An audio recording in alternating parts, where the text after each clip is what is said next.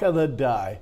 Comes up a lot. It's been a darling of the market for about, I think, the last 18 months. Elders, the big agri-business. A lot of people reckon it's like an agricultural listed investment trust company. It has fingers in all sorts of agricultural pies. Elders shares are in recovery mode today after a shellacking yesterday, as analysts remain optimistic on its future. The agri-business on Monday flagged lower full-year earnings, another downgrade following the Bureau of Meteorology's incorrect declaration that we're going to go into more droughts, speaking farmers into culling their herds and fields and hurting the company's earnings, which will come in significantly below expectation. Now, Citi forecasts the update to be the last of the downgrades, quote unquote.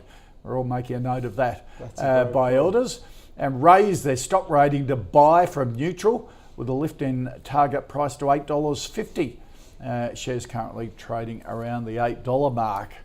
Ben Clark, Elders. Yes, so I guess herein lies the issue with Elders, is that you can just get these announcements out of nowhere that can knock a quarter off the share price. I'm going to say a hold, and I kind of feel like when I had a quick look at the analysts, what they've done with their earnings numbers on the back of yesterday's announcement, it's pretty brutal. So they've taken about 35% off FY24 earnings, but 7%. So they're quite long-term downgrades.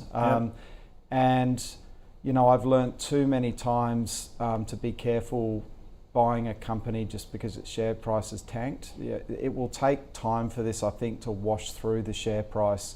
And I didn't feel like from that announcement the company put out that you're going to see some incredible rebound in earnings happening in the next 12 months. So, well, it's saying it's not, but the market is saying, well, we think we will. Right. Almost which going is why against management guidance. Yeah, I'll be a bit careful. I mean, look. Well, we're only back to December, aren't we? We are. It's doubled since October. Yeah, and if you think back to that last downgrade, Koshi, because I think we spoke about it quite a bit when that happened. You know, you look back at that, it took 6 months for that to wash through. It sort of went sideways and grinded lower, and once the selling was exhausted, it started to move. So I think with a stock like Elders, like, this isn't a business we would own, but it owns very high quality assets. And I think it is a business you get interested in when it's really out of favour, but you also let it go in, if that's your sort of way of investing, let it go into strength.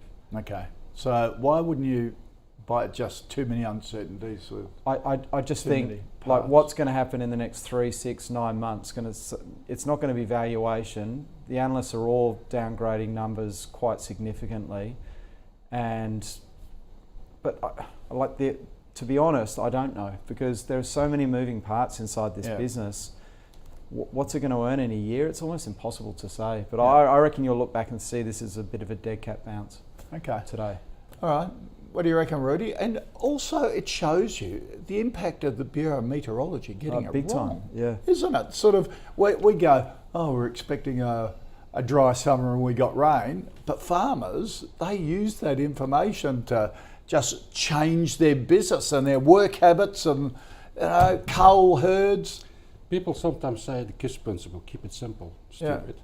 But I often think we are too simple in things. I mean, the whole thing about the boy and the girl in weather terms, it's too simple. It's too simplistic. There are more elements in play. And I've already figured that out many moons ago. I must say, Ben did not disappoint. Might be boring television today. I have a little bit of a different view, but it comes to the same point. I mean, there's one thing I don't have, that's FOMO. So share prices, as far as I'm concerned, they can rally, everyone can make profits, and I don't have to be there. Right? So I never have to be there when something like Elders. So you think, good on them, great, well done, because, had a run. Because I think that the fundamental misconception that a lot of investors have is to take on risk to make a return. I think there's a fundamental misconception. It's about avoiding risk and not suffering losses, right? And you have to decide what type of risk you want to take on board. And I'm sort of with Ben, unless the share price is extremely cheap, And that's always the difficulty, because then you're always focused on like, oh, how low can it go? Yeah. I mean, but there was this uncontrollable weather, which you just don't know.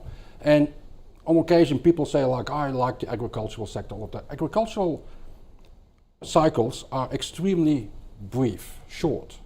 So it's like you blink and the cycle is gone. Right? And you see that in share prices. I've been saying for years, one of the fundamental problems I think in agriculture in Australia is they're all small caps, at maximum. Yep. Small and medium cap, small caps, predominantly small caps. Like the select harvest. The thing with small caps is the slightest change in trajectory will just kill the share price. Yep. I mean, it's really that simple. So it's all about, is that the type of risk you want to take in your portfolio? For me, nah. No. Okay. I don't need to. Yeah. And I don't need to be there. Yeah. Good on them. Right? Yeah. But that's a good point. And I like businesses that have more control over what happens. And when something goes wrong, they go like, we'll fix it. Fine. Ask these guys, how are you going to fix it? They go like, well. Well, it's like, what was it, Select Harvest last year? It's sort of, as a classic example of a small cab in the ag sector got hit because of a weather pattern in California. And you go, not only here, it affects prices around the world. All right, too hard. Let's get